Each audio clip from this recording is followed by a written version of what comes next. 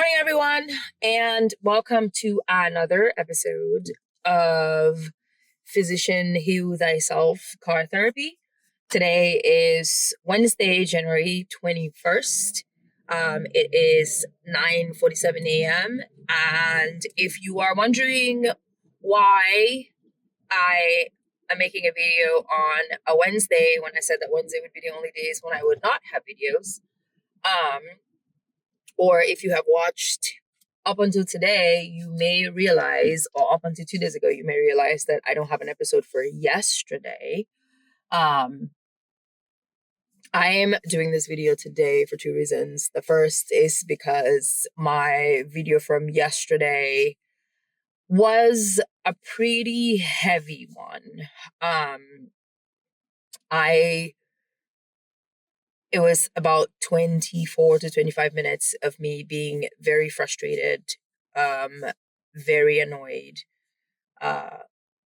very, very disappointed at essentially what is, or what we term, the healthcare system. And it's sort of a random blank thing to just throw and say I'm disappointed at the healthcare system. But I had an experience yesterday that was very frustrating, that, made me record in the spirit of, healing myself, this being therapeutic, basically describing what happened in with the feelings that I had. And there was a lot of anger and a lot of frustration. Some expletives may have been thrown in.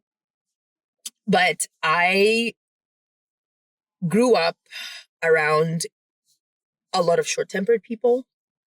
And over the years, I have learned that there is something to be done. There's something to be said for just sitting back and reflecting on things and not necessarily saying, or in this case, posting, the first thing that you have on your mind. In that vein, I wrote, I don't know where that thing is coming from. Okay.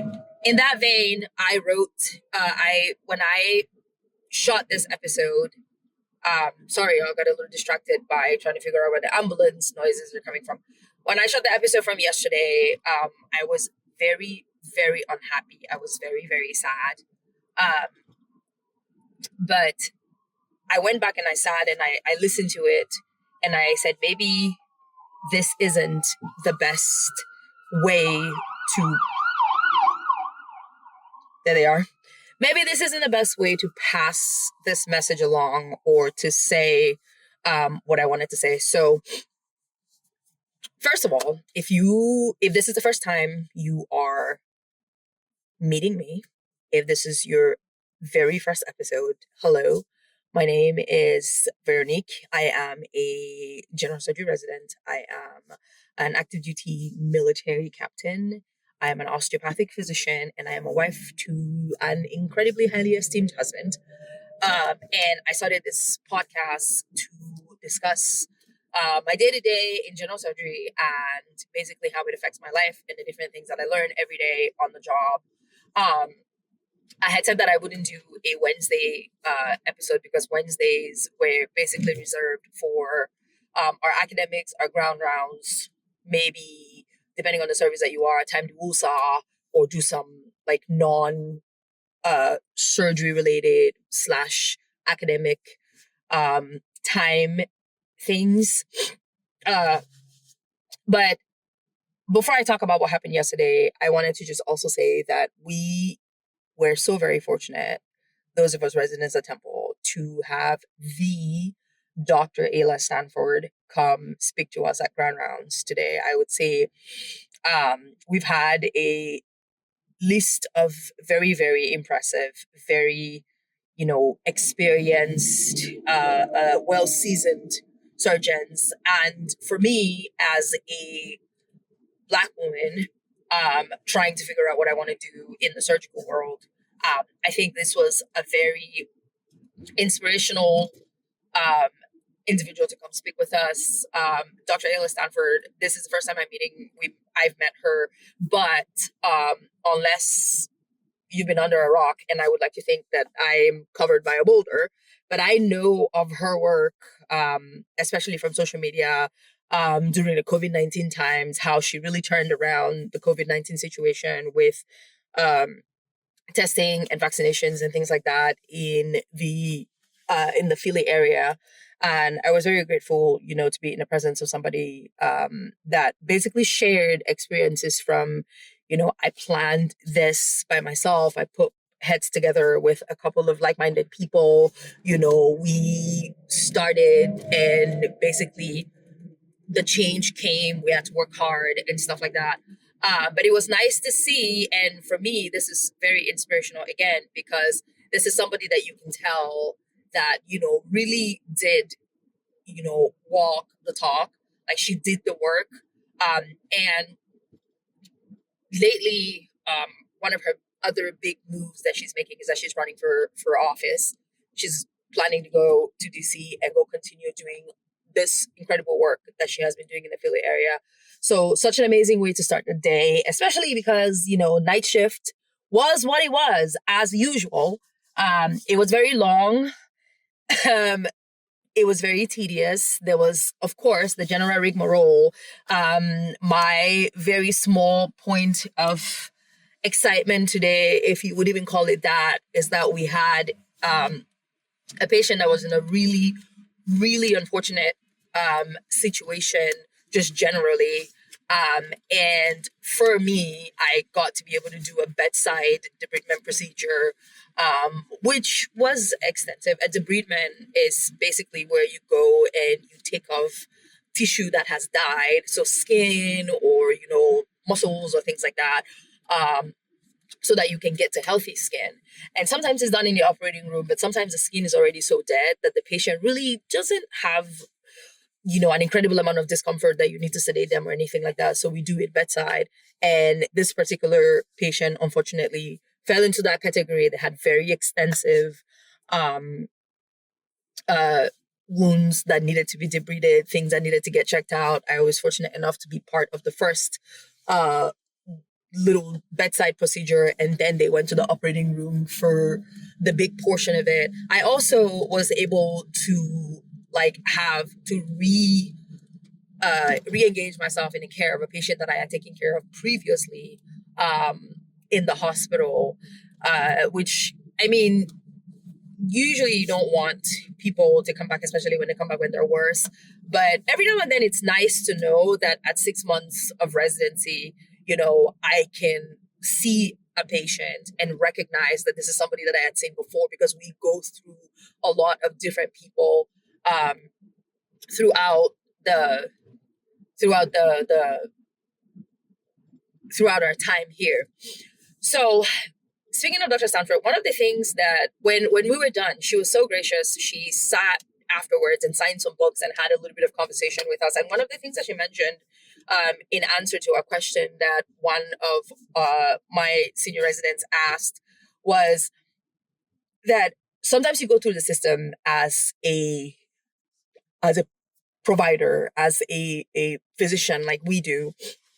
And sometimes you go through the system as a patient, and you get to firsthand experience both the strengths and the failings of the healthcare system, right? Like, I think I may have mentioned this in one of my earlier episodes, where I said that I always go to the doctor with a healthy amount of consternation. Not because I don't think that the doctor is going to do their job, because that would mean that people wouldn't trust coming to me thinking I would do my job. Is because as a Black woman living in America, there is always a fear that things would get missed, things would not be taken seriously, things would get dismissed. And when you raise your voice as a Black woman in America, you know that there is always a negative connotation. And I remember sharing with you guys the story of my father and how I had to sit there behind my sister and persistently go say the thing, talk to them, make sure that they can hear you, make sure that you can say the words so that he doesn't leave with the problems that he came in with, which could worsen while he's at home. And the experience is not unique. The experience is not universal. When the late Dr. Janelle Smith Green passed away, I made a post about that as well, where I mentioned that one of the things that terrifies me as a Black woman, as a Black female doctor, in surgery, is that I will, at the age that I am, trying to start a family with my spouse, this, and as much as I don't want to consider it late, it is late. We are both in our 30s. And I'm very early in my surgery residency, so I know that this is something that I am going to have to figure out at this time, whether I like it or not. My worry is that I will go to a physician, I will go to an OB-GYN, I will go to a doctor, and I will not be taken seriously. I will be dismissed. I will have a baby that may end up without a mother. There will be two of us that will start the journey, and neither one of us will come out of it on the other side. And I have these very vivid, very tangible fears. And as a person who already has a healthy amount of baseline anxiety, I already have a healthy amount of irrational things. I am the first child of an African family where the burden of a lot of things already rests on you, whether you like it or not. I lie awake at night pondering several different things that it makes it just really challenging to also sit and ponder my existence in the realm of I'm putting my lives in the hands of people that I cannot necessarily trust. I have an example. Yesterday, I was trying to figure out, after I had gotten all the anger and all the frustration and all of that out, and maybe one day, if this podcast ever takes off, maybe one day I will share that episode. But the reason I don't want to share it is because I was very emotional, and I mentioned a couple of things that I think that, with the benefit of calm, may affect me being being employed by the U.S. Army, being employed by a healthcare system. I think maybe, a little bit of reorganization of words might be needed. So I'm going to tell the story just a little differently. Yesterday, I was trying to make an appointment for an OB-GYN, because, as I've mentioned before, my husband and I have been in a basically long distance relationship since we were married, since we started dating. We met when I was in my second year of medical school, and he lived an hour and a half away from me, and then he lived 5 hours away from me. And then I lived in Washington State, and he lived in Florida. For the first time in the time that we have been together, we are finally living in the same house.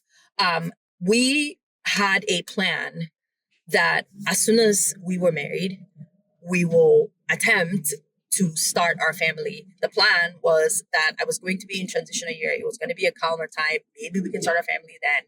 And then hopefully my first year of general surgery, my intern year, would not be a year where we sat and we worried about, hey, do we need to factor this into the life that we are building together? Unfortunately for us, that didn't happen. And as soon as we got here, we had the same plan, which was, we're going to do it anyway, right? Like, intern year is hard. It's going to be hard no matter what. General surgery residency is hard. It's going to be hard no matter what. We're just going to do it, and then we will figure it out once the baby gets here. The motto, and I've said this a few times in my conversations in the different episodes, is that my husband and I have one motto in our house, and it is, we will figure it out. These are the words that my husband said to me the first time that we met, the first time we ever went on a date, and I explained to him the situation of my life. I was like, I'm in the military. I'm a military captain. I'm going to be a military captain. I'm going to be a military doctor. I'm going to be running around to God knows where. I have no idea. And if you are going to stay with me, then I need somebody that is very, very flexible. because I'm destined to just be at the mercy of other things and other facilities and other people for a really long time. And he said, sure, we'll figure it out. And we've been figuring out our relationship and we've been figuring out our lives this whole time. Anyway, 6 months of being in this area, and we have been going through, me and my different like general surgery schedules for different rotations. We've been trying to purchase a home. We've been looking since February of this year. All the big different changes that we've had. Moving when you are active duty is a completely different ball game. I still haven't gotten my refund for for my expenditure for my move here that I did in June, because there's so much paperwork. And then when you are a military person that moves into a civilian location like I have, there is a lot of hands off from you and a lot of things that you have to figure out on your own, that I've been trying to do in addition to trying to take care of my health and trying to take care of myself.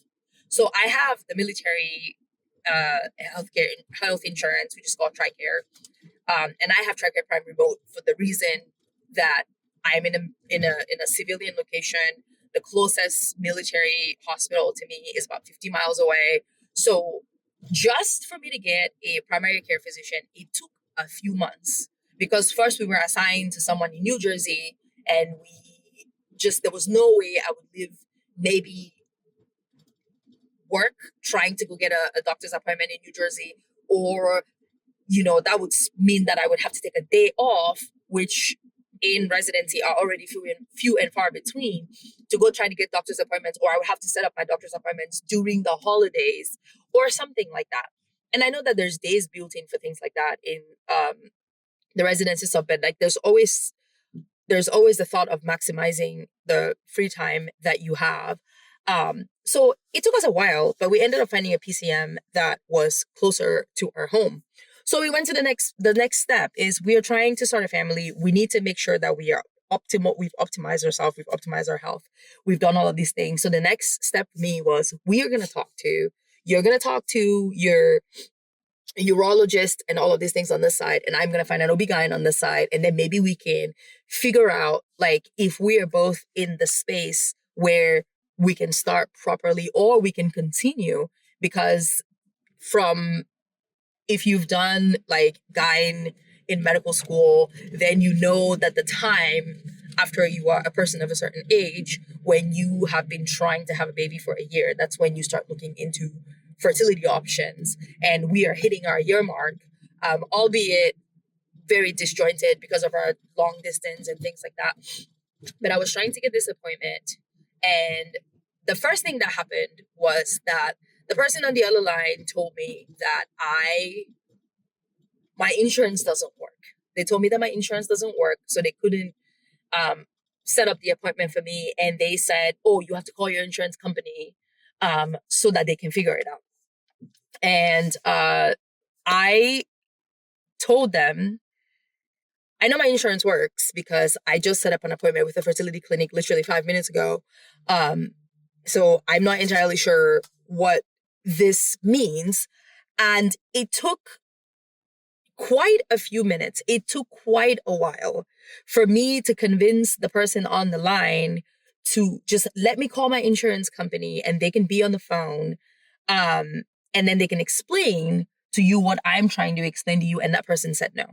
So I hung up and I called my insurance company. I called TRICARE Prime and I said, hey, the number that you're giving me, the number that I'm supposed to use to tell hospitals that or medical services that I am part of TRICARE, is this the number? And the person on the other line said yes. And I said, okay. Because what happens with TRICARE and TRICARE Prime, and I have never had to deal with this because I have always been like last year I was on an MTF. And before that, I had my own health insurance. So I didn't have to worry about the military insurance because I was independent ready reserve. I wasn't active duty. I didn't need to do the TRICARE. What happens with it, from what I'm understanding, is you get a PCM, you get assigned a PCM. And then when you want to go to a specialist, you have to go find a specialist. make your appointment, then get their NPI number, which is like the National Provider ID number. Everybody has one. I have one. Take it back to your PCM so they can submit your claim or submit your request for a specialist appointment that gets approved. So just to set up this appointment, just to get this NPI number, this lady said, no, I can't do this for you. Your insurance doesn't work. I call my insurance company. I say, hey, is this the number that you tell us to use when we are trying to get specialty care? And she said, yes. I said, okay. Are you okay with me keeping you on the phone just for about 5 minutes so that you can confirm to this person that this is the number that I need, because they do not believe me or for some reason think that my insurance is inactive? The lady on the other line said, I'm sorry, I can't do that. It's not in our policy to work with the patients. We need the provider to call us. Keep in mind, the provider on the provider's end, the administrator on the provider's end had told me that they don't work with the insurance company. I have to call the insurance company. So in my frustration, which is usually how I am able to get things accomplished, and I don't understand why this needs to be, I said, I am active duty captain. I am a physician. I stand in the hospital every day and I help people that come off the street that don't have insurance. I am not begging for an appointment. I am not coming in here telling you, oh, I don't have money or I don't have health insurance. Please treat me. This is not an MTAS situation. I have health insurance. How is it possible that people that have insurance in their pockets have more trouble seeing a doctor than somebody that just walks up the street? I told this lady, I said, I just need you to stay. It's just a couple of minutes. I need to take care of this because I am already frustrated. I am already scared. I am already worried. I have to go to work. I was doing all of this during my carved out mental health time. I was trying to go to the gym. I was talking to these people in the middle of trying to do my workout because I was like, nobody will stop me from getting my mental health moment, from getting my gym time in. And the lady said, I can't do this for you. And I said, ma'am, I don't know how we are going to reconcile this, but I need you to help me out here. And she said, give me 1 second. And she placed me on a brief hold, came back about 5 minutes later and said, okay, why don't you call them? So I called. And the lady on the other hand was not the same person that picked up the phone before. So before they even started talking, I said, hey, I called earlier. I started to make an appointment. They took my information, but then they told me that my insurance wasn't valid. I have my insurance folks on the phone. Can they give you my benefits number so that we can go ahead and make this appointment? And I'm sorry, I'm shivering. It's very cold in Pennsylvania right now. And I turned my car heater off so that I would have less noise in the video. So, and I don't have a jacket. I didn't bring one. But anyway, I told this lady, I have my insurance, the contact on the phone. Can they give you this information so that we can proceed? And they said, oh, no, I can't talk to the insurance person. I'm going to give you a financial advisor's number. And I cut her off immediately. And I said, I don't need your financial advisor's number. I have health insurance. I'm not trying to get on a payment plan.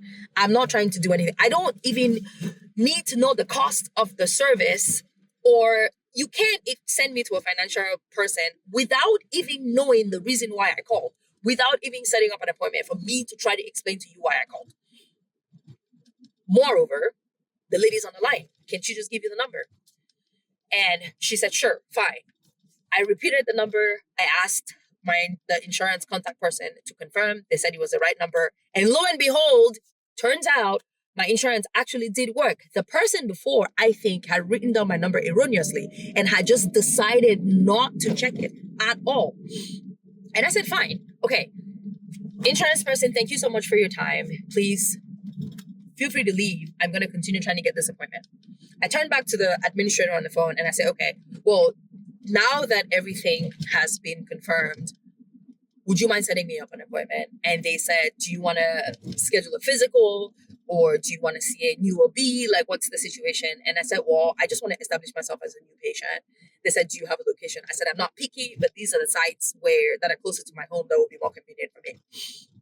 She goes through her list and then she goes, oh, you won't be able to get an appointment. Our first open appointment for these locations is going to be on April, I believe she said April 5th. And I said, let me ask you something.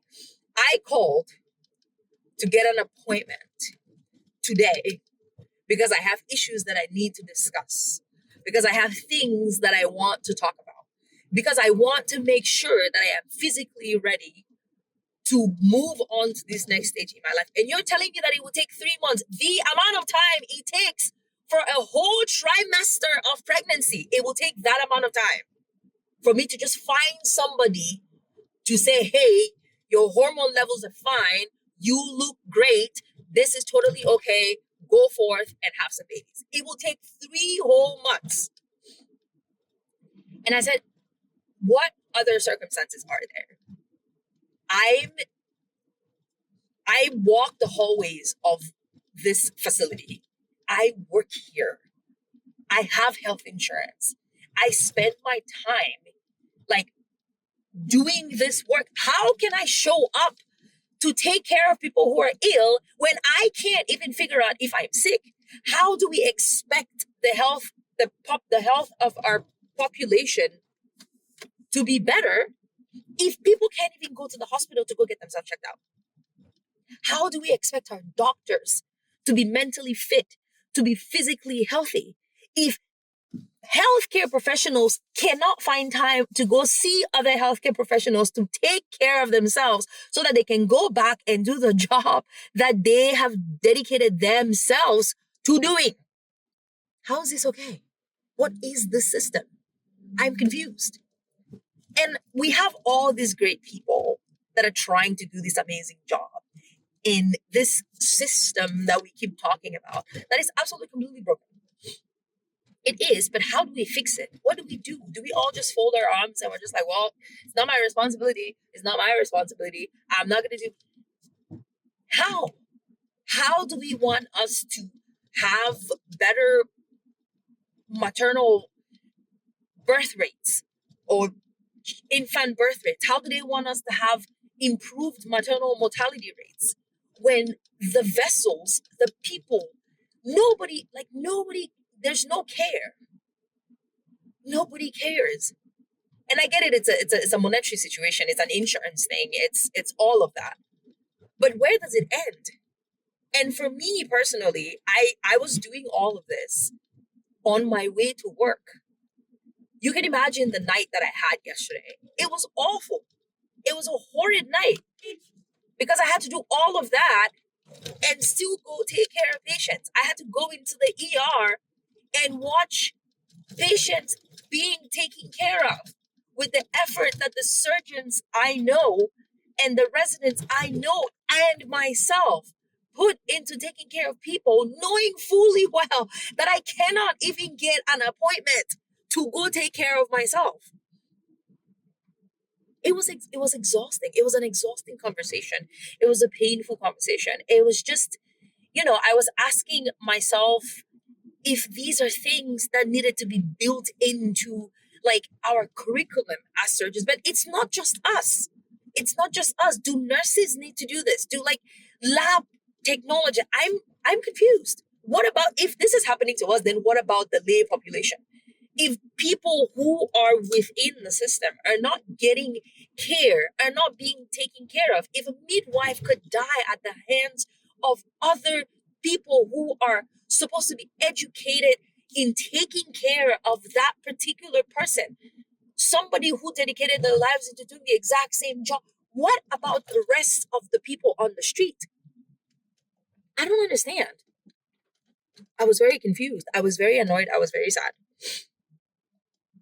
There was a lot more yelling and a lot more tears and a lot more, like I said, expletives and all of that. But ultimately, I had to wash my face and go to work and do the job. And thankfully, there's always something to learn at work.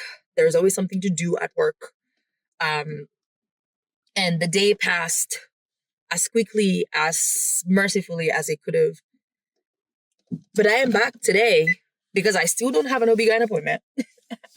I still don't have an OB-GYN appointment. I still don't know what I'm going to do from one step to the other. And when I asked the person on the other line what I needed to do to expedite my getting an appointment to come see somebody, they said I needed to be pregnant. So apparently that is the way. I need to be ill to see a doctor.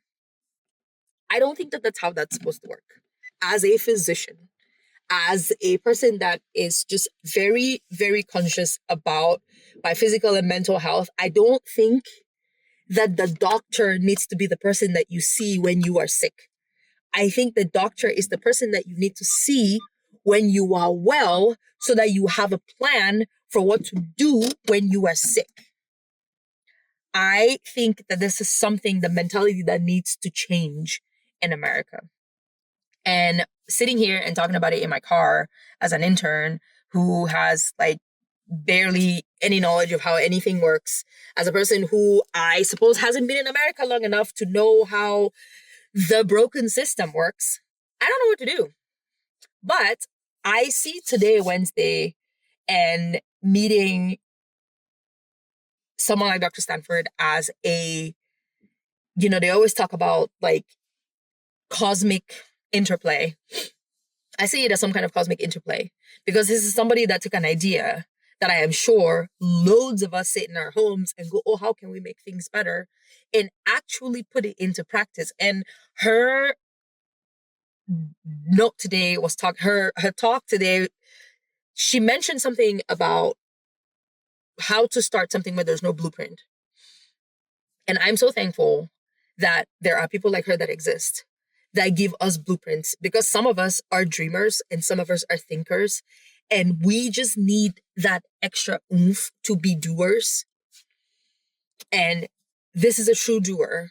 This is somebody that sat down and wrote down a plan and made it and executed it so that the rest of us could go, that actually isn't impossible to do. I still don't know how I'm going to get an appointment to go get myself checked out. I still don't know what the situation is going to be like for myself and my spouse.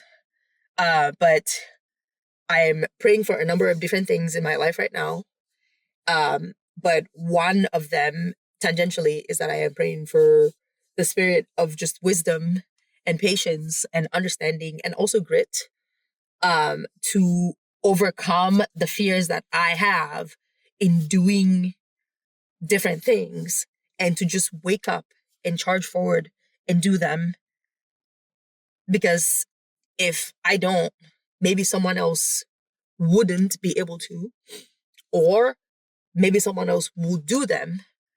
But if I had started it at the time that I had, maybe a lot of things would have been moving along.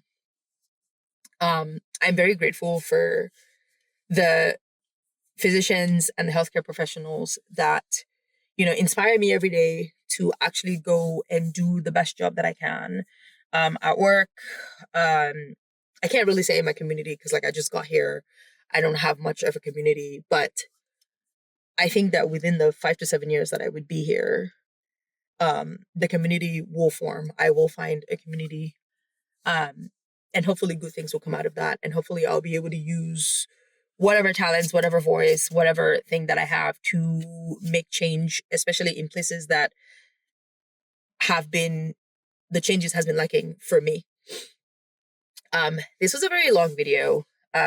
If you have noticed by now, I tend to go from place to place with my ideas and my thoughts, because that is just me. I'm one of those people with 12 brain tabs open and music playing in the background and some of them frozen and all of that. But if you have gotten this far, thank you so much for watching. Thank you so much for listening. Thank you so much for being my anonymous, unpaid, unsolicited therapist in the void. I am many, many hours behind my normal sleep time, and this is the part in the week that starts to get really, really challenging. I appreciate you. Have an excellent Wednesday, and see you tomorrow.